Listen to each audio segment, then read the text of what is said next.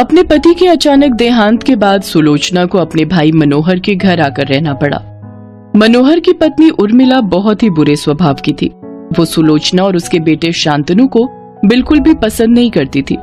सुलोचना का भाई मनोहर कई बार उर्मिला को समझाता कि वो सुलोचना और उसके बेटे शांतनु पर अत्याचार न करे, पर उर्मिला उल्टा मनोहर पर ही गुस्सा निकाल देती थी। उर्मिला के घर में बहुत सी गाय और भैंस थी। उर्मिला के घर में सब कुछ उसके पिता का दिया हुआ था, इसीलिए उसे अपने पिता के पैसों पर घमंड था। ये क्या कर दिया तुमने? सारा का सारा दूध गिरा दिया। अब इस दूध के पैसे कौन देगा? तेरा बाप देगा। मामी गलती से गिर गया, मामी मारो मत, मामी मामी। उर्मिला शांतनु को पीटने लगती है, तभी सुलोचना वहाँ जाती है।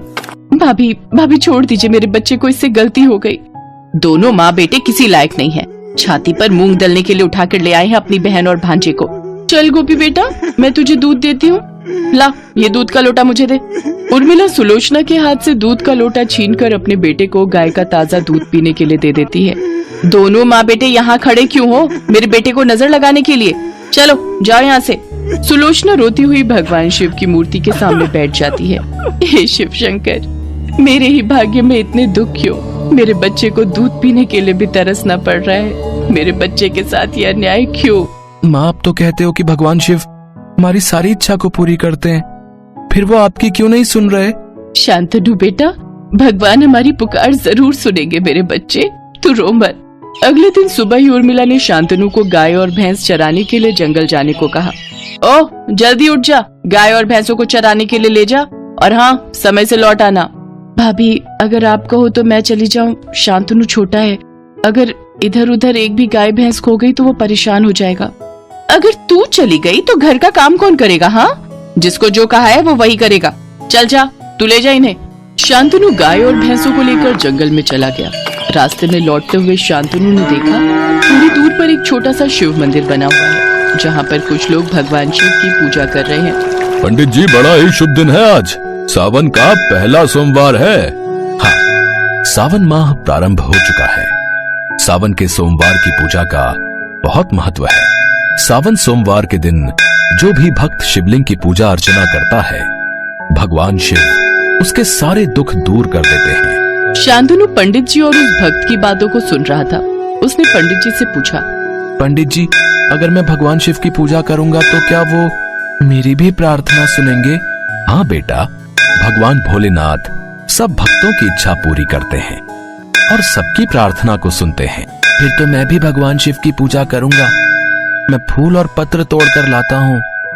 शांतनु पेड़ों पर लगे फूल और बेलपत्र तोड़कर ले आता है। तभी उसे याद आता है कि शिवलिंग पर तो दूध भी चढ़ाना है, पर वो दूध कहाँ से लाए? वो इसी चिंता में उदास हो जाता। अब मैं दूध कहाँ से लाऊं? शिवलिंग पर तो मुझे दूध भी चढ़ाना है। तभी गाय भैंसों के झुंड में से एक काली गाय शिवलिंग के पास आती है। गाय के थन में से दूध की धाराएं बहने लगती हैं और शिवलिंग पर गाय के दूध से अभिषेक हो जाता है।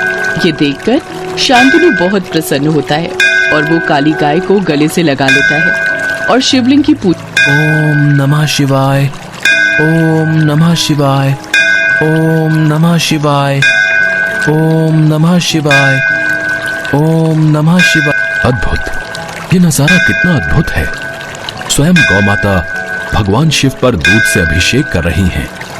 जीते रहो बेटा, जीते रहो।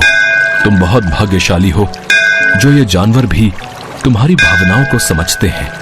जय शिव शंकर। हे प्रभु, आपकी लीला।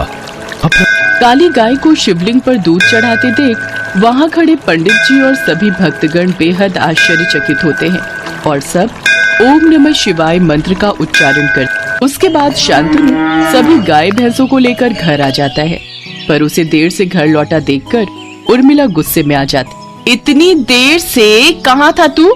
हैं? अब लौटा है? ठहर, मैं तुझे अभी बताती हूँ। उर्मिला एक डंडा उठाकर लाती है और शांतनु को पीटने लगती है, पर अचानक सारी गाय भैंस उर्मिला के ऊपर हमला बोलने लगती हैं। ये देखकर उर्मिला घबरा जाती है। अरे अरे कोई बचाओ बचाओ मुझे, ये सब गाय भैंसे मेरी ओर दौड़ रही हैं। अरे मेरी बिल्ली मुझी को म्याऊं, मेरे ऊपर क्यों चढ़ रही हो सब? अरे तूने इन्हें क्या खिला दिया? कोई बचाओ मुझे, बचाओ, अयो। उर्मिला अपनी जान बचाने के लिए पूरी कोशिश करती है, पर गाय भैंस उसकी ओर दौड़ती रहती हैं। तभी भगवान शिव प्रकट होते हैं। उर्मिला, तुमने जो निर्दोष सुलोचना और शांतनु पर अत्याचार किए हैं, इसी कारण ये पशु तुम पर क्रोधित हो रहे हैं, क्योंकि इन सब में भी मेरा ही वास है। ये सब नहीं देख पाए कि तुम शांतनु के ऊपर कैसे अत्याचार। मुझे माफ कर दो प्रभु, मेरे से गलती हो गई, कृपा करके इन्हें रोक दीजिए। मैं सुलोचना और शांतनु दोनों से माफी मांगती हूँ। मैं अब उन्हें कभी भी तंग नहीं करूँगी। हे शिव शंकर, मैं तो आपके दर्शन करना चाहता था। मुझे पता था कि मैं आपकी पूजा करूंगा, तो आप मेरी प्रार्थना जरूर सुनो। प्रभु, आपके दर्शन करके हम धन्य हो गए।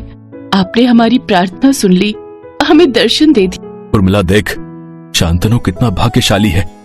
इसके भाग्य से हमें भी भगवान शिव के साक्षात दर्शन होगा। सब लोग मिलकर भगवान शिव को नमन करते हैं।